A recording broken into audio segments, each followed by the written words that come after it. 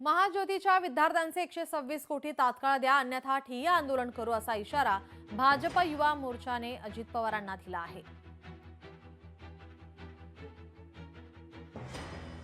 महाज्योती सारख्या संस्थेमध्ये PhD करणाऱ्या विद्यार्थ्यांचे 126 कोटी माननीय अर्थमंत्री अजित पवार यांनी गेली 2 वर्ष झालं PhDच्या विद्यार्थ्यांना पैसे दिले नाहीत.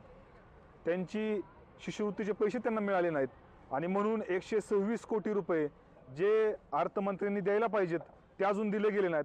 विद्यार्थ्यांना प्रचंड नाहक त्रासाला सामोरं जावं लागतंय. त्यांच्या संशोधनावरती सुद्धा त्यांचा परिणाम होतोय आणि म्हणून माझ्या अर्थमंत्र्यांना विनंती आहे की अजित पवार तुम्ही जागे व्हा, विद्यार्थ्यांचे पैसे विद्यार्थ्यांना द्या, कारण तुम्हीच अर्थमंत्री आहात.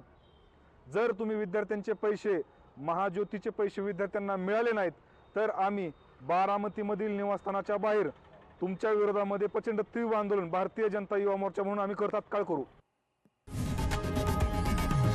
लोकशाही मराठी ऐका, पहा, जागरूक रहा.